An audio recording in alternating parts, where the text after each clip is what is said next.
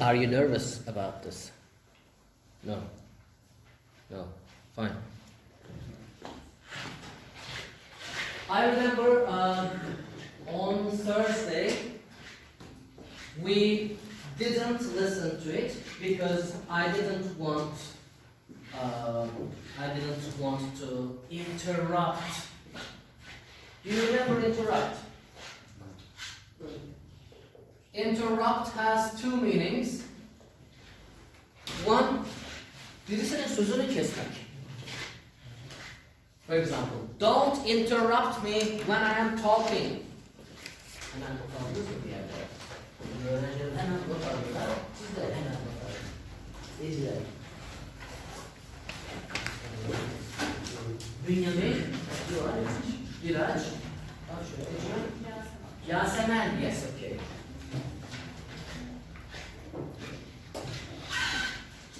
The second meaning is, aslında interrupt herhangi bir şeydir. Yani sadece konuşmayı bölmek değil. İşte diyelim ben ders anlatıyorken birisi içeri giriyor. Interrupt the class yapmış oldu. Herhangi bir şeyi bölmek, okay? Interrupt. Now, we are going to listen to two people, one man and one woman.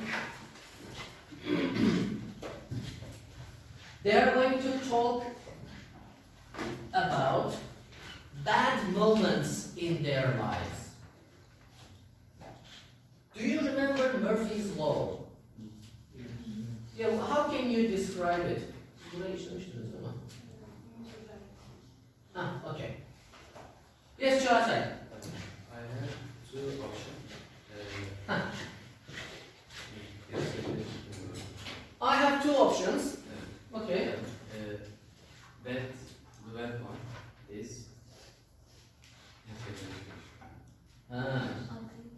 Be more specific. Be more specific. Come in, please. You can give an example. Smile. Yeah. my class. I miss or I catch. Ha. I miss. Okay. Kitapta o okuma parçasında bir cümle var. Ben onu hatırlıyorum. Siz hatırlıyor musunuz? If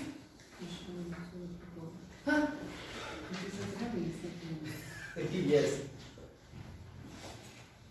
If there is something that can go wrong, it will go wrong.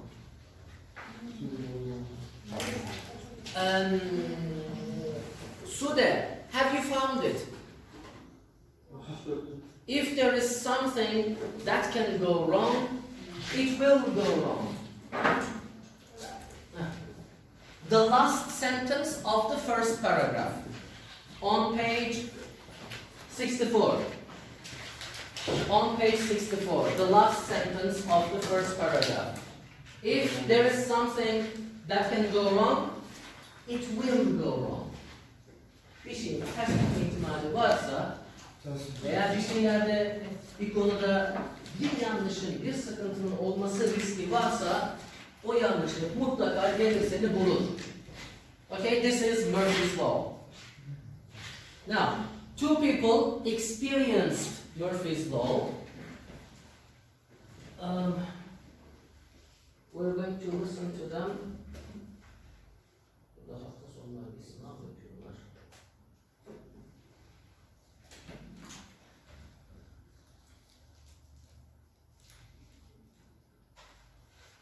Now we'll listen to this part. Now we're going to listen to the stories, and we're going to find if they are true or false, okay? Let's listen to the first one. 8.14. Peter wanted to get a job. I did maths at university, and normally, after doing maths at university, people get a job in a bank or in IT. But when I finished, it was the recession, and it was very difficult to get a job. I was unemployed for quite a long time, I was looking for jobs and I applied for lots of different jobs, but they just answered, sorry, we don't want you. And I was getting a bit depressed. This went on for about 4 months, and then one day I was on a number 49 bus in London. I can even remember where I was sitting, and my phone rang. I said hello, and a woman said, hello, you applied for a job with us a few months ago. Are you still interested? So I said, yes, absolutely, I'm very interested.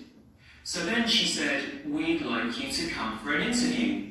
And then, at that moment, we got cut off because the bus went into a tunnel. And the phone number wasn't on my phone. It just said unknown number. And I couldn't remember what the name of the company was because I'd applied for so many jobs. So I thought, 4 months of nothing, and then when they ring, I get cut off. Luckily, they called back the next day, and in the end, I had an interview, and I got the job. Okay, now for the first one. What do you remember? From the listening, what do you remember? Bir kelime olsun, bir cümle olsun. What do you remember? Çağatay. He graduated from maths. Yeah, he studied maths at university. Okay. What else?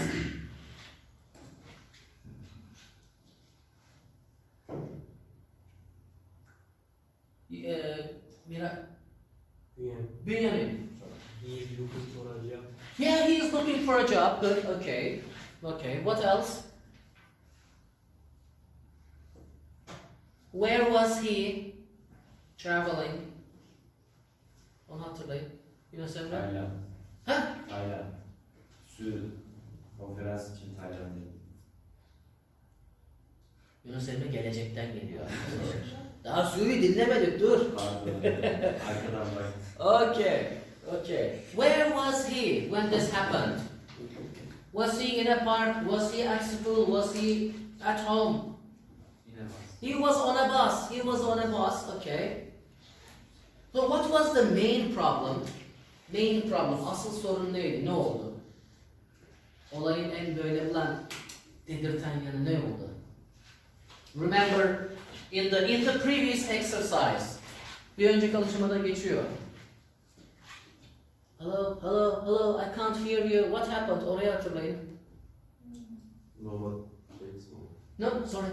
Nobody takes more. Batarya. Ondan önce. Sakın öyle bir şey yok da. Çağatay. He was in and he got cut off. He got cut off. Bunu hatırlamanızı bekliyorum arkadaşlar. Bir önceki alışmada geçiyor. Pazartesi sabahı mahmurluğuna veriyorum bunu. Değil mi? Gelin. Bu bizim gelinimiz. Okay, he got cut off. Okay. Did he get the job in the end? Yes? So how did he get the job? He got cut off. How did he get the job? Yes, Çağatay. They found him again. Again, bu kadar. They found him again. Okay? Benjamin. Right. Now, look at this. Peter didn't have any qualifications. In Turkish, we say kalifiye eleman. This is kalifiye, ha? Vasıflı. Qualified. Nitelikli. Was he a qualified man? Yes, because hatırlayın. Studyman. He studied maths at university. O zaman this is false. He studied maths at university. Değil mi Nesrin? Evet, şu an biraz böyle uçarak şey yapıyoruz ama we are going to listen again. Don't worry. He studied maths at university. Are you happy here? Yes. Yes? Are you happier here or in the other teacher's class? Okay, good. Okay, let's look at number 2. He wasn't expecting to get a phone call about a job. Burası küçük bir detaydı. Bakayım kimse yakaladı mı onları.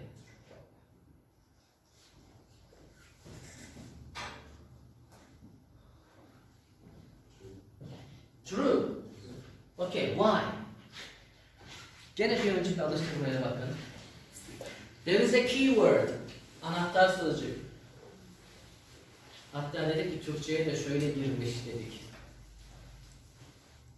It was the recession. Do you remember recession? What does it mean? Ekonomik durgunluk. So. Ben şöyle bir şey canlandırıyorum kafamda. In those days, a lot of people were looking for jobs, but only a few people got jobs because of the recession. O yüzden de he wasn't expecting to get a phone call about a job. It is true. Değil mi Mahmut? Peki. Number 3, he couldn't call them back because his phone had no battery. Şarjı az diye mi arayamadı? No. What do you remember? Who can remember? Sude, Mahmut. Sırdaş.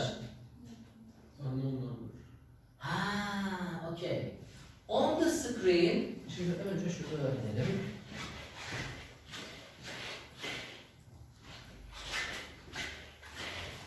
Diyelim burada bir tabela var.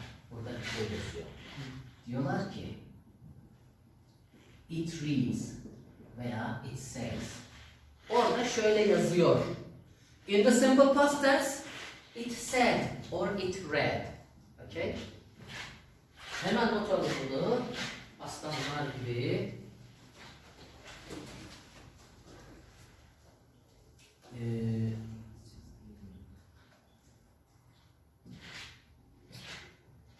Bu sevgili misafir arkadaşlar olsun. 8 Haziran altındaki yere imzalarınızı atınız size zahmet.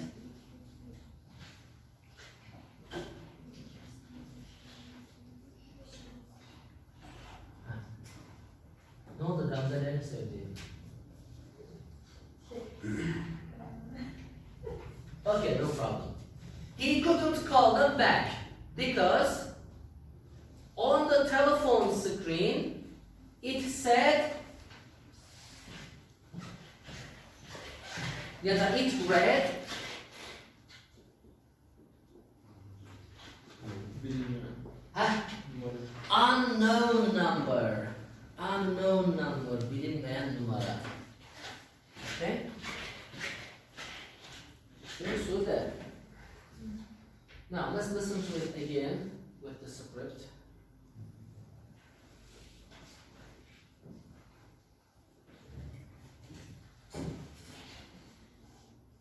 Okay, Hizbiya, please follow on the board. I did maths at university, So it means I studied maths at university. and normally, after doing maths at university, people get a job in a bank or in IT. But when I finished, it was the recession, and it was very difficult to get a job. I was unemployed for quite a long time. I was looking for jobs, and I applied for lots of different jobs, but they just answered, sorry, we don't want you. Şunu unutmayalım arkadaşlar. Apply for a job. İşe başvurmak. I applied for lots of different jobs. Okay? And I was getting a bit depressed. This went on for about 4 months, and then one day I was on a number 49 bus in London. I can even remember where I was sitting, and my phone rang. I said hello, and a woman said, hello, you applied for a job with us a few months ago. Are you still interested? So I said, yes, absolutely, I'm very interested. So then she said, we'd like you to come for an interview. And then, at that moment, we got cut off because the bus went into a tunnel.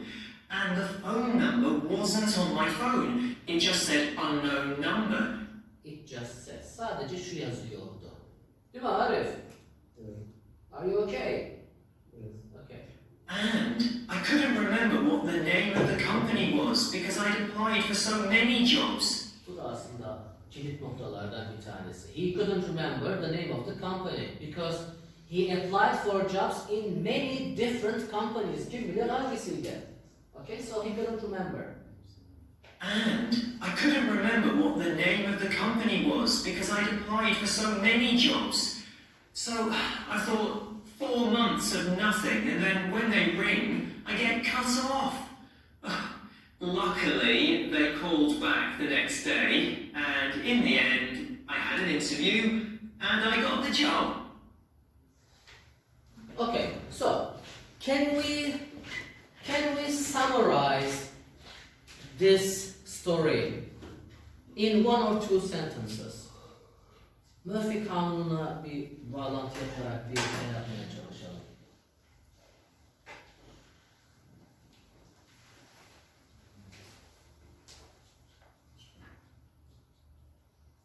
During the economic recession, he received a phone call about a job. But what happened? Tünel, otobüs, cut-off, onları söyleyin bana. Akif? İsmail? Burak? At that moment, the bus interrupted him, so he got cut off. And That was Murphy's Law. He received the call.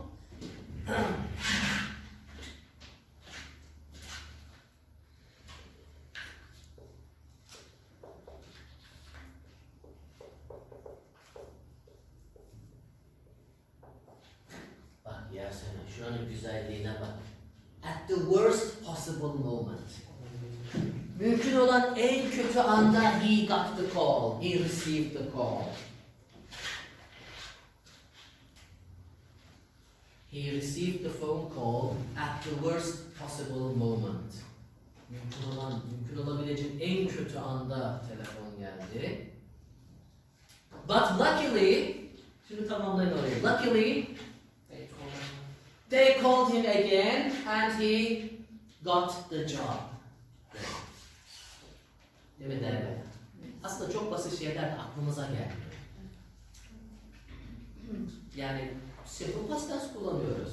Belki şu bilmiyorduk ama simple past tense var. Ne bileyim yani belki kitaplarınızda bunların listeneliklerine girebiliyorsunuz hesabınızdan. Skriptleri de görebiliyorsunuz. Bunları tekrar etmekte fayda var. Şeye girdiğinizde online aktivitelere falan giriyorsunuz ya, oradan bir yerden bunları da, hatta Word'daki ses dosyaları bile var. Hani ben sizin şeyinizden girmediğiniz için bilmiyorum nereden girildiğini ama bilen bir arkadaşımız bir ara gösterebilir. Okay?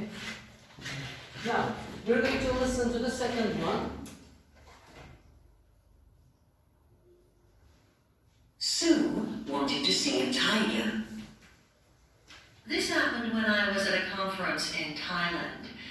The conference hotel was amazing. It was in a beautiful national park called Khao Yai, north of Bangkok. We were very busy with talks and meetings most of the time, but we had one free morning and we could choose from different trips or activities. I was interested in either a trip to see birds or a trip to see a tiger. A tiger, not tigers, because they told us that there was only one tiger in the whole park. Well, I chose the tiger trip because I thought it would be really cool to see a tiger in the wild. But we had to leave really early in the morning because we had to travel quite a long way to the part of the park where the tiger usually was.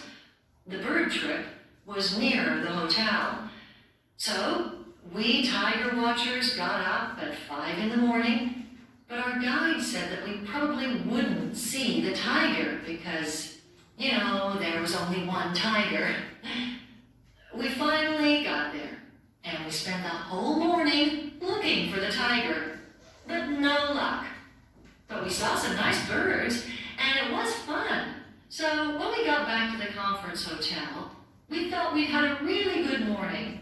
But then the other group got back, the ones who went to see the birds, and of course they saw lots of amazing birds, but they also saw the tiger. I suppose that day it wasn't in its usual part of the park, and I thought, isn't that typical? You go on the tiger trip, and you don't see the tiger. But the people on the bird trip see the tiger.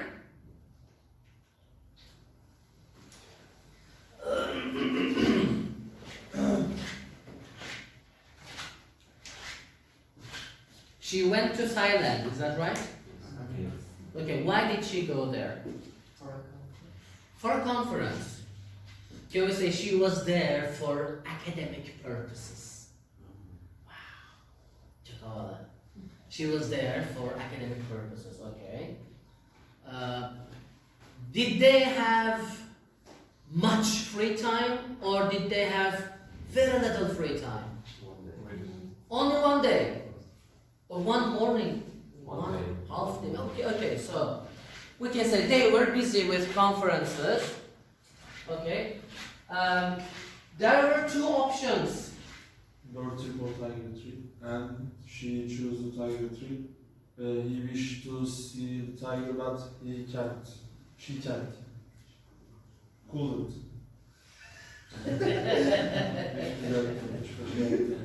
Good. So there were two options. One was they could see birds or they could see a tiger. Remember, this is important. A tiger dedi. There was only one tiger. Okay? So, Mahmud, which one did she choose? Bird trip or tiger trip? Okay. So yeah, why did she choose a tiger trip? Hani daha eğlenceli, daha karizmatik olur, daha güzel olur falan diye düşündü ya, onları söyle bize. She thought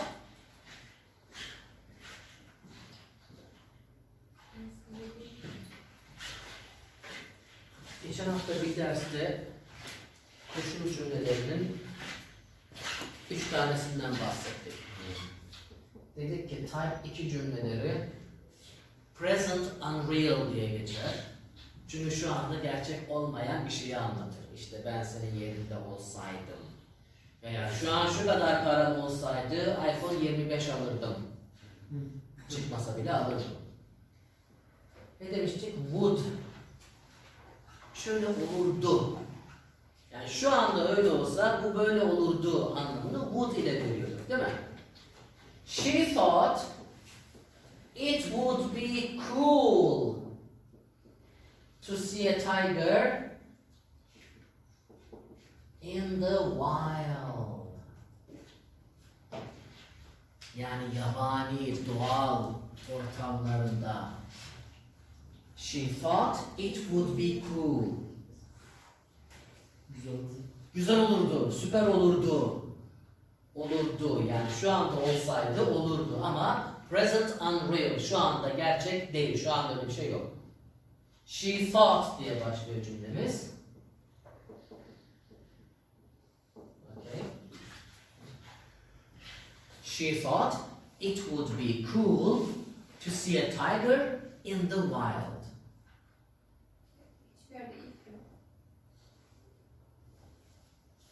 İşte if'li cümlenin bir güzelliği de bu. İlla if olmasa da olur. Şöyle düşün.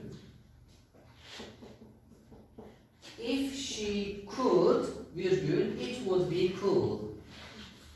Eğer yapabilseydi, görebilseydi iyi olurdu diye düşündü. Yani şu an yapabilsem, şu an görebilsem iyi olurdu. Simple past tense kullanması bizi şaşırtmasın demiştik. Anlamsal olarak simple present demiştik. Hani onları tekrar etmediğiniz için unuttunuz. Nesli. Okay. Good girl. Ha, evet. Okay. Did she see the tiger? No, she No, she didn't. What did she see? She saw some birds. What about the other group? What did they see? Birds and the tiger. Why do you think they didn't see the tiger?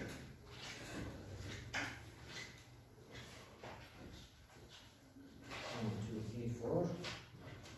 Actually, it's not here now. Yes, Çağatay? Maybe tiger was eating its meal. Maybe the tiger was eating breakfast. Okay. It's busy. It was busy. It was busy.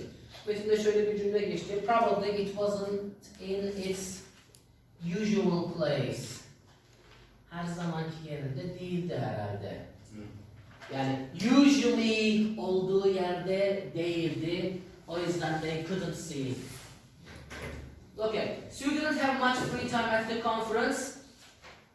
True or false? True.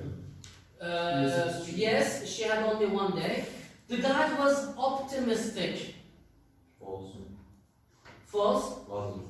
Because there was only one tiger. So the guide said, maybe we will not see the tiger. Biraz sonra geleceğiz. Sue didn't really enjoy her trip. No, it's false. She did really enjoy her trip. Actually, zaten olay bu. She felt very unlucky. Why? Her group wanted to see a tiger, but they couldn't see a tiger. The other group wanted to see birds. They saw a lot of birds. Also, they saw the tiger. So she wasn't very happy. Okay? O yüzden false demiş. Yoksa tamam güzel bir gün geçirdik dedi orada ama olay Murphy's Law olduğu için.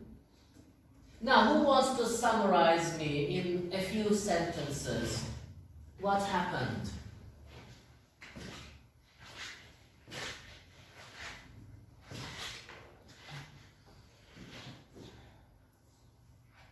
Normalde mesela biz öğrencilerimizden şöyle bir şey bekleriz. Yani listening metnini daha hızlı konuştuğu için anlamamış olabiliriz ama öğretmenimizin, arkadaşlarımızın söylediği bir şeylerden yola çıkarak olayı tamamlayabiliriz. Abdülkadir, what happened?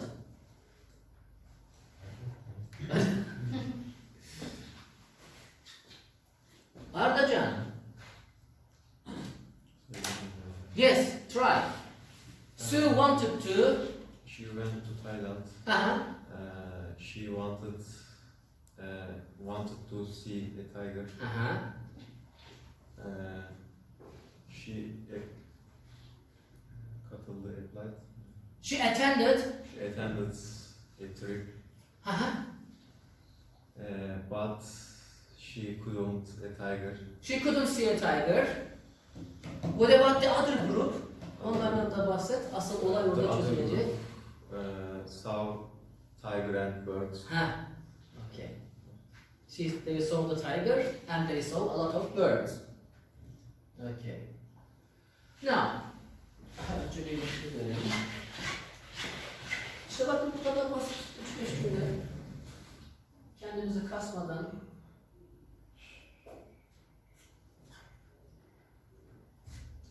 Yani.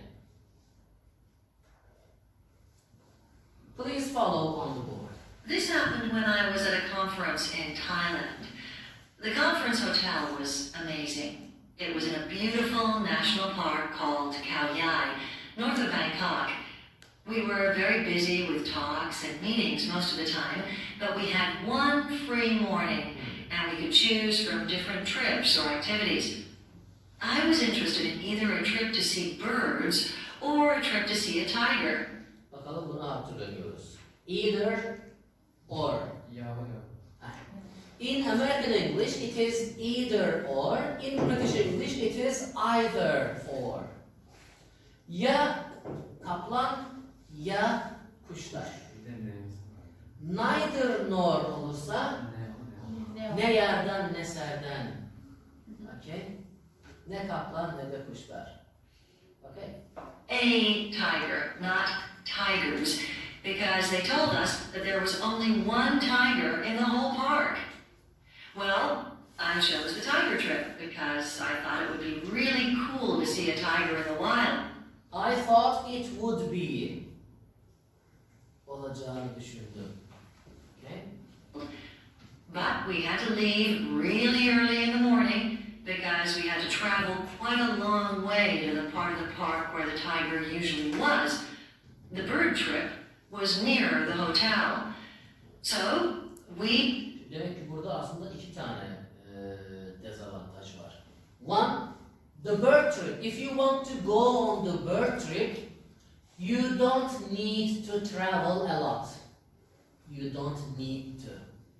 But if you want to see the tiger, you need to travel a long way. Doğru mu? İkincisi, there is only one tiger, but there are a lot of birds. Yani, in English they say,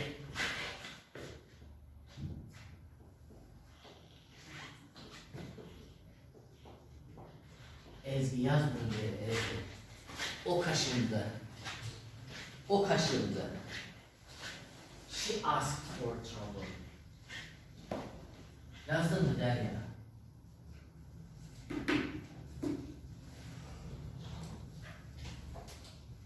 Good girl. She asked for trouble. O arandı. O dayak istedi. O kaşındı. Okay?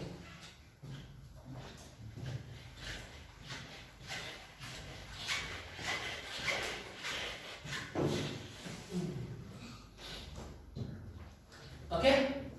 to the part of the park where the tiger usually was. The bird trip was near the hotel. So we tiger watchers got up at 5 in the morning, but our guide said that we probably wouldn't see the tiger because, you know, there was only one tiger.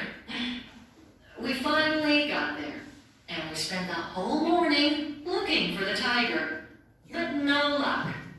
But we saw some nice birds, and it was fun. So when we got back to the conference hotel, we felt we'd had a really good morning.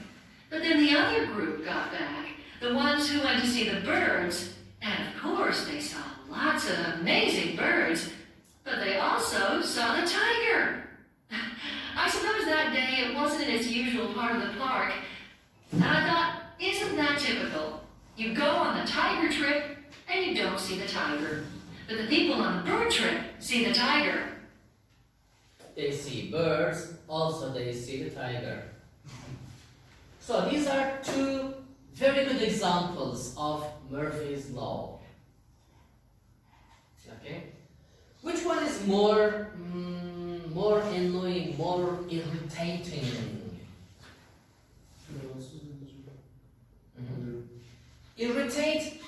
In Turkish, people sometimes say irite oldum, but don't use it. Say sinirlendim. Okay, it is more Turkish. Ha? Yani evet. Kelimelerde öyle bir şey yazıyordu. Nerede? Kelimelerde öyle bir şey yazıyordu da o kelime mi acaba? Yani Irritate. irritate, it means to make somebody angry. Okay? It means to make somebody angry. Which one is more annoying diyor soruyorsa? Which one makes you more angry, more irritated, more annoyed? The second one. Because She's accept don't olma. I'm sorry? Hocam o gerçekleşmek ne demek? Yani, Happen. happen. Ha. She's expect didn't happen. Ah, her expectation didn't come true. Gerçeğe dönüşmedi. Her expectation didn't come true. Gamze'leri sevdiğim. Are you happy? Yes. You have a beautiful view. And you are warmed by the heater. Daha ne olsun? Bu zavallım da burada üşüsün.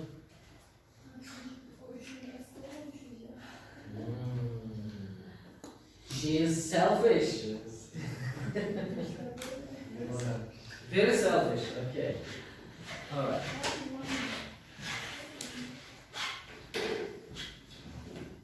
Okay. Now we have confusing verbs. Now look at the sentences about Peter and Sue. The underlined verbs are mistakes. What verbs should they be? Peter was unemployed and he was finding a job. Is it? Looking. Yeah, he was looking for a job. The guide said to that there was only one tiger in the whole park. Huh? Told.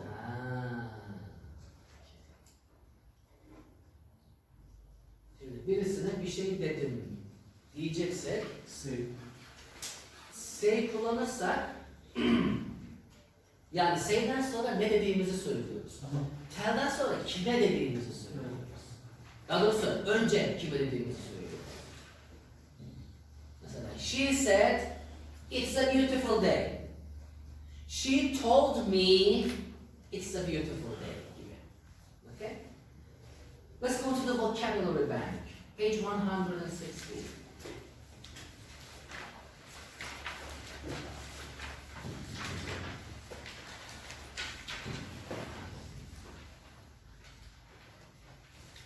Match the verbs and photos. So do you all have your books now? Misafir arkadaşlarımızın da kitapları var değil mi? Good boys and good girls. Now you have 2 or 3 minutes and then we're going to discuss them.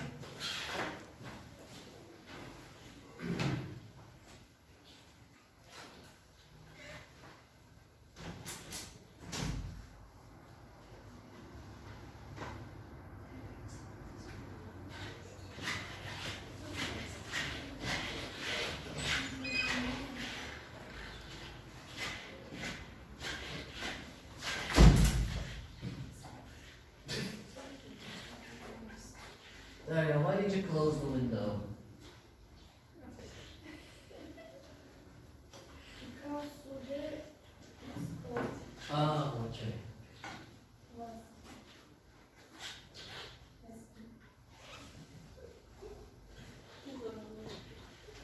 Because Sude said it is cold, or Sude told me it is cold. Good.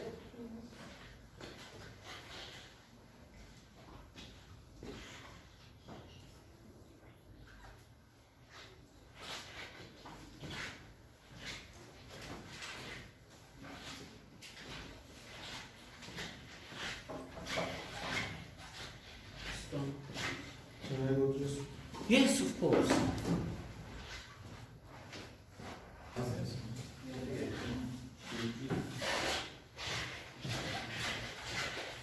Okay, do you know all of these verbs? Okay.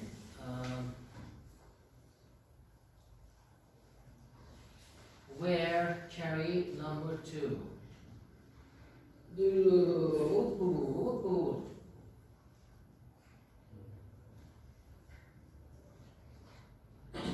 Listen. Which picture? 8. That is right. Nura, no meat. Fine. Good. Abdul Kadir, watch, look at 3. Arif, look like. 11. Okay. Benjamin, miss, lose. 4. That's right. Izgi, bring, take. 9. That's right. Miraj, look for, find. 10. 10 or 6? 6. Look for, bir şey arıyor. Sonra buluyor, find. Ecren, say, tell.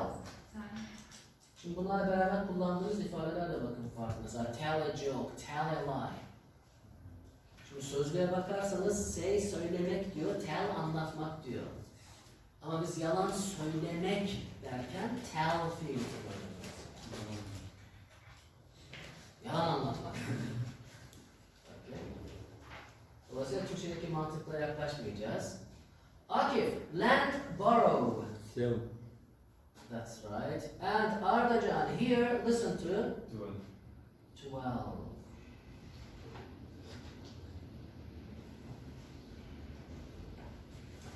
There is a difference between hear and listen to. You hear something although you don't want to. Don't want to. Ha. You hear something although you don't want to hear it. Yani duymak istemediğin halde.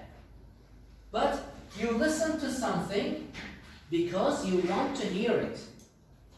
So,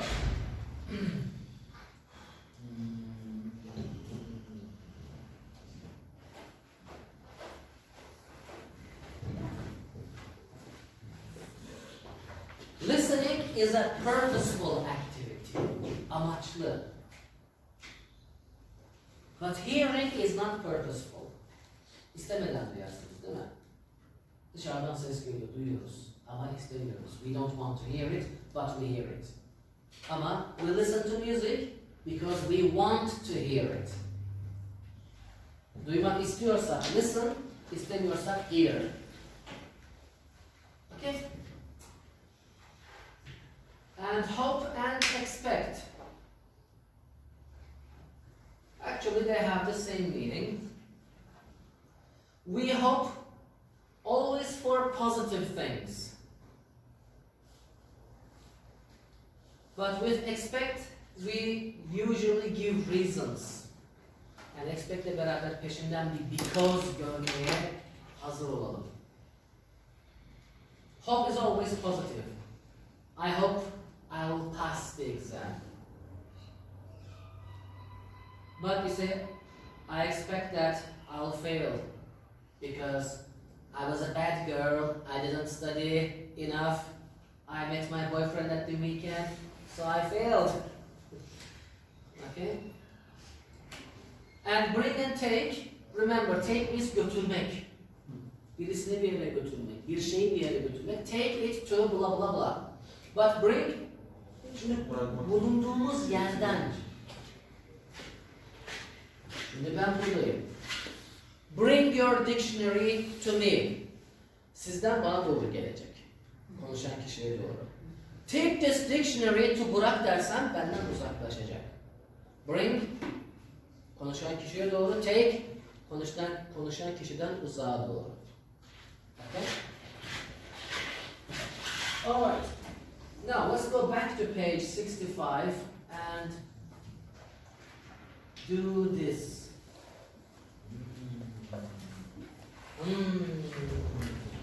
Look at them for 1 minute, complete them, and then we're going to ask and answer.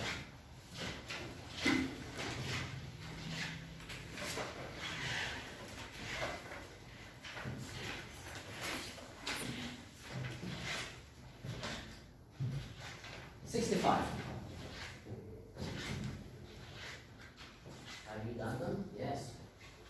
Good boys and good girls.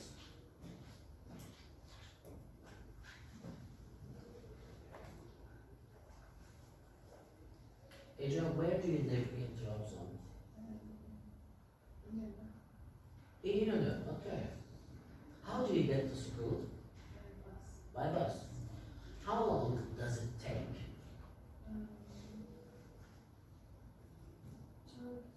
30 minutes. Good. Okay.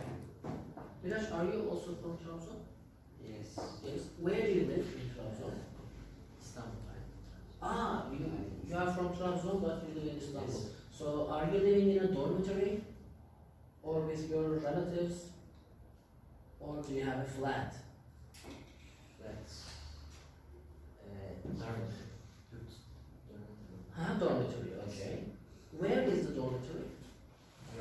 In Yomra. Is it a state dormitory or is it a private dormitory?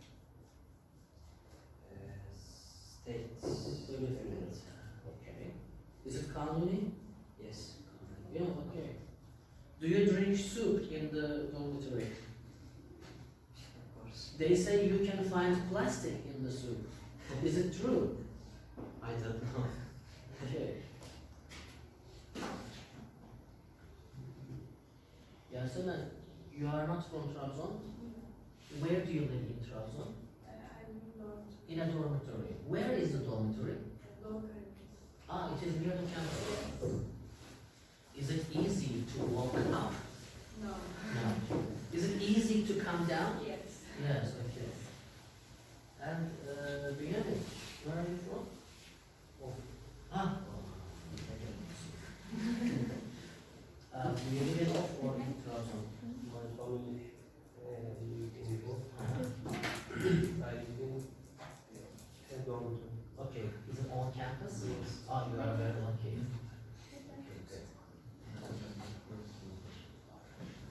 I think you are ready now.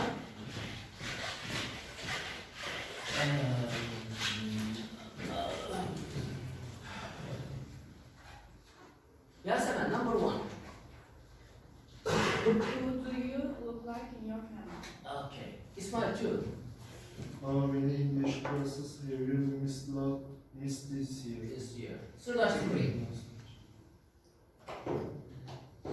Hi, nice to meet you. Do you want to meet Turkish? Exercise C. What? Exercise C, number three. What music? Do you like listening to in the car? Yes. Yunus number four. Do you think football players earn too much money? Right. Yemen. Mahmut, five.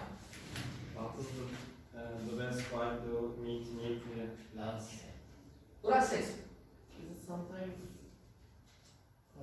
okay to tell a lie? To tell a lie. Çağatay. Have you ever lent money to a Family member. Sabır, eight. Do you know anyone who's looking for a job? Derya. What clothes do you usually wear During the week, answer that. Do you ever watch games on your phone? Okay. Now. Nurhan, any problems?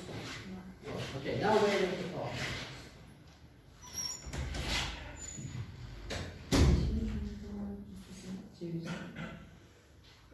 Yeni arkadaşların yani birileriyle tanışmanın en iyi yolu nedir diyor?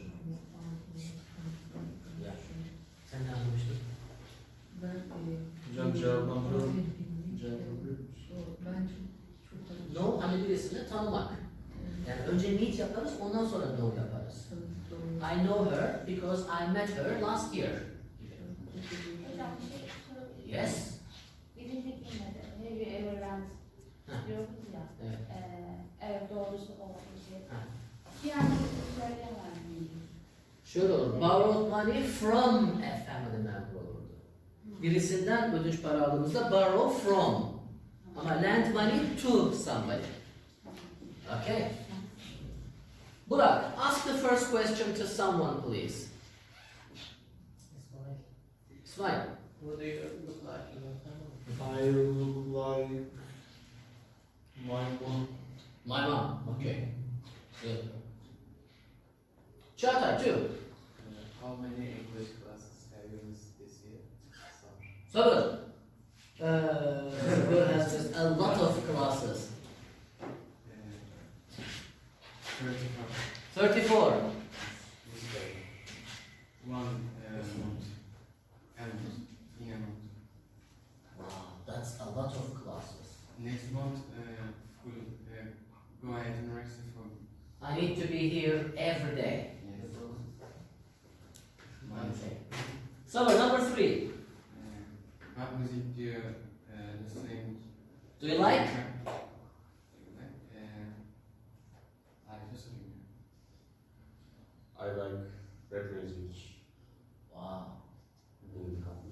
In the car. Wow. I like listening to rap music in the car. Derya, 4. Do you think football players earn too much money? Yes, I agree. Yes, I agree. Okay, good. Yes, I agree. Bak güzel bir cevap bu sefer. Biraz sonra bunları bir de abartacağız ama tabii o kadar vaktimiz olmayacak. Sude, 5. What is the best way to meet new friends? Ezgi. Not boyfriends, normal friends. Yes, it is. What is? Hangi, nedir? Ha. Soruyu anlamadım. Ha. En iyi yolu arkadaşlarla buluşmaktır. Yok. Yeni arkadaşlarla tanışmanın en iyi yolu. Buluşmak mı demek?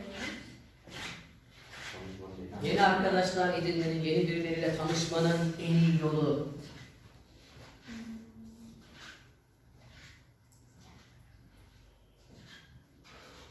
Maybe to go to their classes?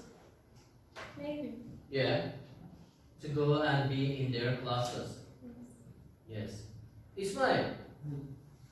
Number 6. Ask it to our new friends.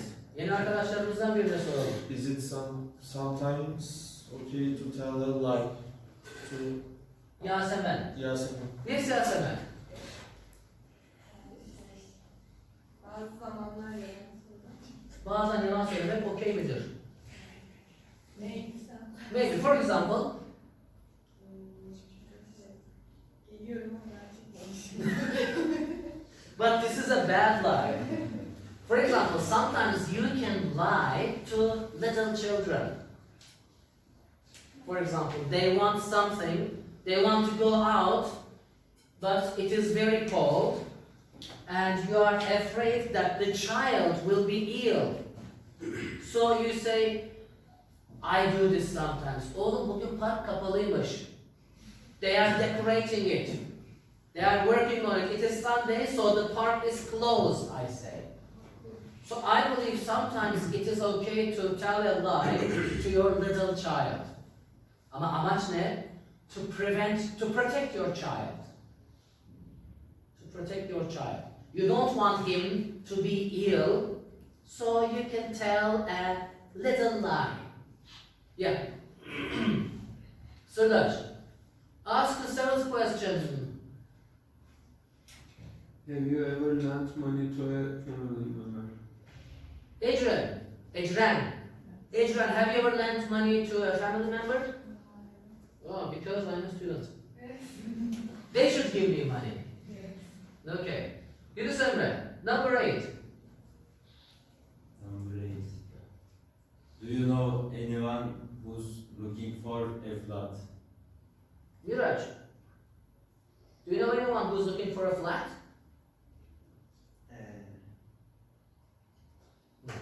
No. Okay. Mahmut, What clothes do you usually wear during the week? during the week, Benjamin, what clothes do you usually wear? I usually wear a sweatshirt. A sweatshirt. Okay, alttan. Jeans. Çoraplarla mı geliyorsun okula? And Trainers? Boots? boots. Boots, okay, good. I usually wear, so can we say I usually wear casual clothes? Remember, birbirinizin iki ifadeyi yapıyorsunuz. Do we wear casual clothes? Or we wear smart clothes? Gömlek, kravat vesaire, they are smart clothes. Pantolon, t-shirt, spor ayakkabı, they are casual clothes, okay? Alright. Homofon nedir arkadaşlar? Homofon, farklı yazıldığı halde aynı okunan sözcükler. Ha öyle mi oluyor? Bilmem. Yani bizim dilimizde zaten ne yazılıyorsa o okunuyor da. For example, I can't hear you. Come here. İkisi de here diye okunuyor ama they are different words and they have different meanings. Okay? Now, we're going to listen to the pairs of sentences and complete the sentences with a homophone of the bold word. Ben derim ki bunu benim arkadaşlarım dinlemeden bile yaparlar. Çünkü bakarlar şimdi nasıl okunuyor? Where. Nasıl okunuyor? No. Nasıl okunuyor? Meet. Nasıl okunuyor? Wait. Right. One. See. War. Yes. Look at them for 1 minute and then tell me.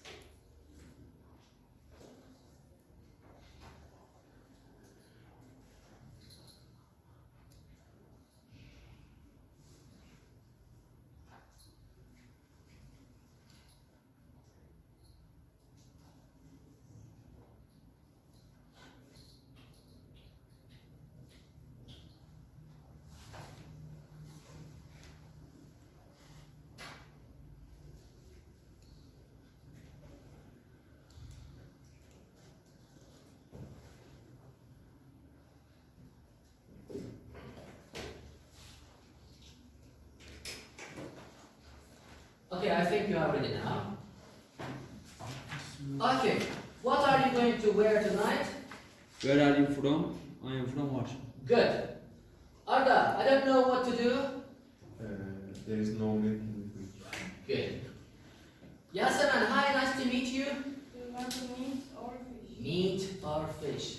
Ezgi, the maximum weight for hand luggage is 10 kilos. I am coming. Wait for me. Wait for me. Miraj, please write soon. Is it on the left or on the Solda mı sağda mı? Yeah. On the left or on the right? Adrian, there's only one ticket left. Brazil won the match 5-1. Okay, Brazil won the match 5-1. Lisbon, I can't see the board. I was in the sea. In the sea. And Nuran, have you ever read War and Peace? It was cold, so she wore a coat. She wore a coat. Okay, any problems? Şimdi şurada bir duralım. Ben size bir tane kitapla bir şey göstereceğim. Çok basit bir kitap. Çok basit bir şeyler göstereceğim. İsimleri çoğul yaparken mesela normalde a car, two cars. It's very easy. Söz konusu isim mesela bir S harfiyle bitiyorsa bus, buses. İki sayılı bitiyorsa dress, dresses. Hem E hem S. SH ve CH ile bitiyorsa gene hem E hem S. Brush, brushes. Torch, torches. Box, boxes. Okay? Gene mesela X ile bitiyorsa, bir de O ile bitiyorsa, mesela tomato, tomatoes. Ama bunun istisnaları var. Mesela radio, radios. Sadece S. E-S değil yani. Piano, pianos. Photo, photos. Rhino, rhinos. What is rhino? Bunlar bir tanesi gergedan, bir tanesi hipopotam. Bu herhalde hipopotam. Hippo, hippos, video, videos. Okay? Y ile biten isimlerde hani geniş zaman eki getirirken aslında aynı kural vardı. Ne yapıyorduk? Y'den hemen önceki harfe bakıyorduk. Eğer bir ünlü harf ise sadece istatistik getireceğiz. Boy, boys. Ama Y'den önceki harf bir ünsüz ise o Y'yi atıp I-E-S. Strawberry, strawberries. Okay? F ile biten isimlerde sert ünsüzlerin yumuşaması. Leaf, leaves. Wolf, wolves. Ama gene istisnalar var. Roof, roofs gibi. Giraffe, giraffes gibi. Cliff neydi? Cliff, uçurum. Cliff, cliffs. Şu yanlışa düşmeyelim. Sıfatlar çoğul eki almaz. Sıfatın yanındaki isim çoğul eki alır. A happy girl, there is only one girl. Two happy girls. Bu S, happy'den dolayı değil, two'dan dolayı geliyor. Okay? Şimdi burada alıştırmalar falan var. Ben bunlardan da yapmak istiyorum. Bir arkadaşımız gelip tahtada şu sağ taraftaki boş yere şunları bir çoğul hallerini yazmak ister mi?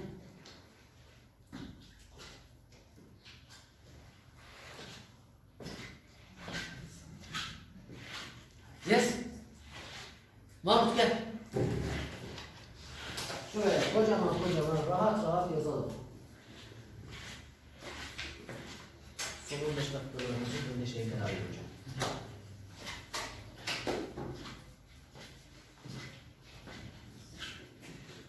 Buses. Peaches. Bakın hem E hem S. Cherries. Good.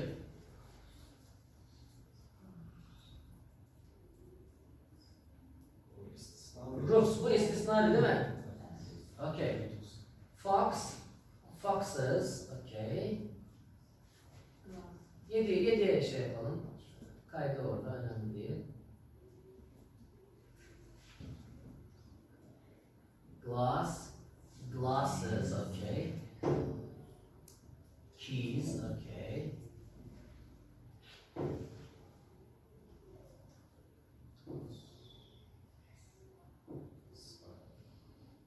Piano, pianos da istisnalardan biriydi. Piyanoda sadece esnafısı var değil mi? Okay. Potato, okay, potatoes. Ball, balls, and book, books. Okay, thank you. That's very good. Okay, any problems?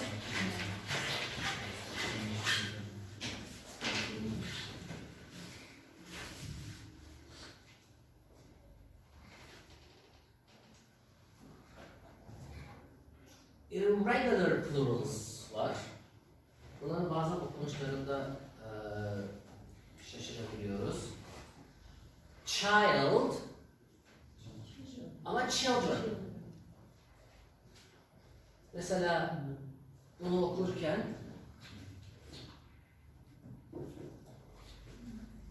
iki farklı ses bu. A sesi değil mi? Biraz daha A'ya benziyor böyle. Bu bildiğimiz E sesi. Tekil halinde man. Daha A'ya benzer. Man.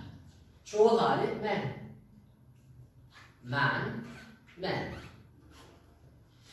Woman, women. Değil mi? Women. Woman, women. Goose, geese. Değil mi? Kazlar. Tooth, teeth. Tooth, teeth. Foot, fit. Değil mi? Zaten bir uzaklık ölçüsü olarak da çıkıyor karşımıza. Ox, çok affedersiniz, öküz demek. Oxen, öküzler. Mouse, mice, gözüküyor mu Nesrin? Biraz gözüküyor. Mouse, mice. Okay. Şimdi bu ikisi tekilleri ve çoğulları hem aynı yazılır hem aynı okunanlar. Sheep, She. Dear, dear. Okay? Bakalım hatırladıklarımızdan şimdi bunları çoğul yapacağız. Who wants to come to the board? Şu 9 tane bir arkadaşımız buraya gelsin, burada yazsın. Who wants to come? Abdülkadir. Gel Abdülkadir.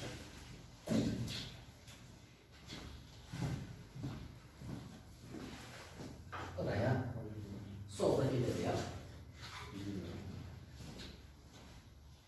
Şimdi Y'den önceki harf ünsüz ne yapacağız? Y'yi atacağız. Bir de bilmiyorum diye bak beni kandırıyor. Tabii ki de biliyorsun. Child, children,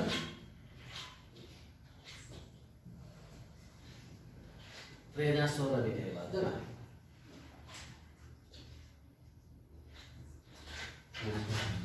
Bunu yaz peşinden R-E-N ekle.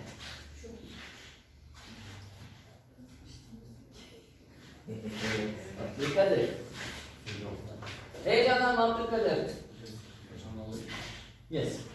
Child peşinden bunu yazacağız. Ha, neyi unutma? Yes. R-E-N. Ha, İ de değil de E ile yazalım onu. Ha, okay. Green leaf. Şimdi sıfata dokunmuyoruz. Sondaki F'yi yumuşatarak. Aha. Yok. F'yi yumuşatalım. V, S. Araya E koy. Heh, okay. Number 5, old lady. Gene old kelimesine dokunmuyoruz. Yes. Aha, yes.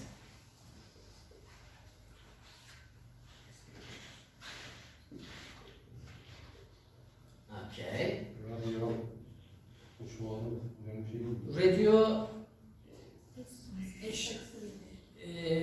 istisnalardan biri miydi? Bak ben de evet, sadece S takısı alıyor biliyoruz. Okay. Ox, EN alıp bitiyordu değil mi? Ox'un EN diye bitecek. EN. Okay. Tall woman. Sıfata dokunmuyoruz. Woman'ın çoğulu neydi? Women.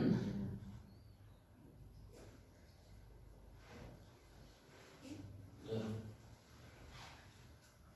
Onu yazır sadece. A'yı E getireceğiz. Okay. Heh. Okay. Knife ne olacak? F yumuşayacak. Dur. İ'den sonra V ise bir İ yazalım. Yok yok İ. Türkçe'de İ. Şimdi V ise yapalım. Toys'ta zaten sadece esnafısı bekleyeceğiz. Good, thank you. Okay. Bir arkadaşımız da gelip bunları yapsın şuraya. Ezgi. Ha? Sağ tarafa yapalım. Sağ tarafa müsait.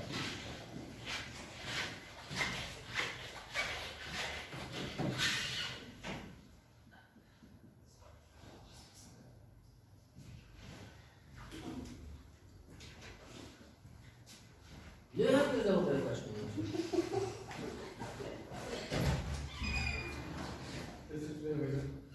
It's okay. Ne yaptınız da bu kadar güldürücü? Bilmiyorum niye güldüğünü ben de anlamadım. Siniri bozuldu. Hani böyle değil mi? Policeman, raspberries, sandwiches, mice, evet, yes. Foto gene istisnalardan biriydi değil mi? Sadece esnafısı oluyordu, evet. Cliff, bu da istisnalardan biriydi. Çünkü iki tane ünsüz peş peşe. İki F ile beraber bitiyor. Pens. Okay. Watch, watches.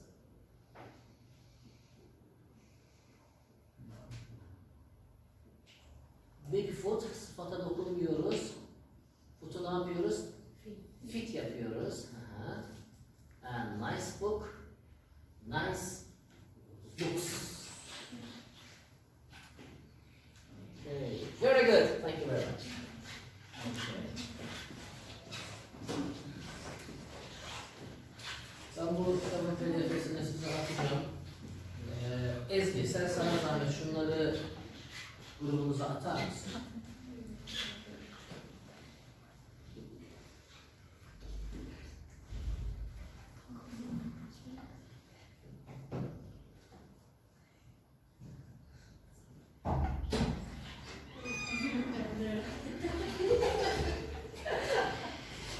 Git bir de gel.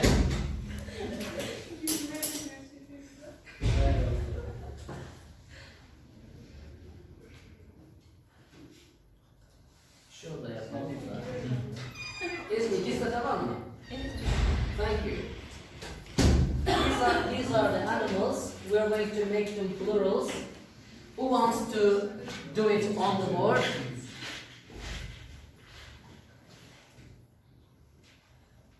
Kim geliyor? Derya. Do you want to come? Good girl. Yanlış yapman serbest. Bizim sınıfımızda yanlış yapmak serbest. İstediğin rengi al.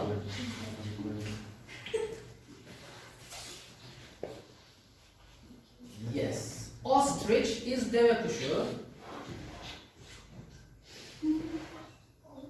Okay, altısı kalsın. Sonra öbür tarafa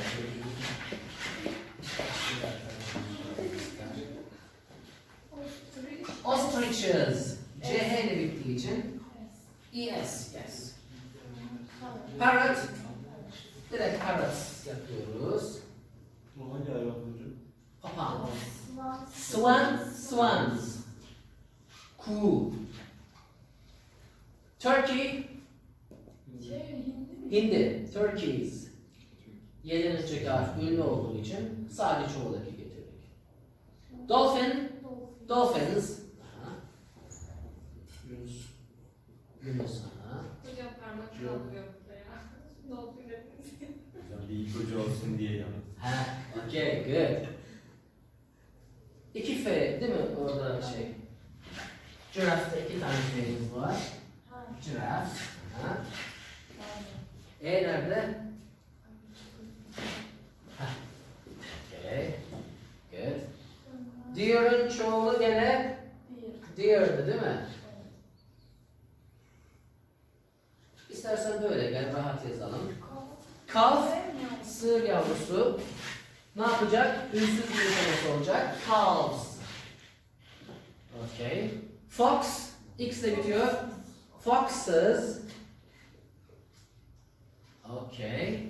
Mouse, mice, mice. Aha. Ve hippo, istisnalardan biriydi değil mi? Direkt estakısı getiriyoruz sonuna. Hippos yazıyoruz.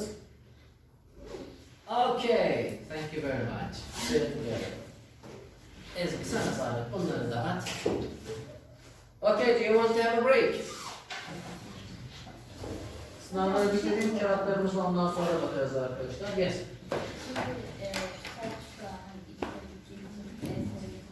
Evet. Onu öyle yapmışlar. Oxford yapmışlar. Yani hiç mantıklı bir şey yok. Okay. En yanlış gruba teşekkürler.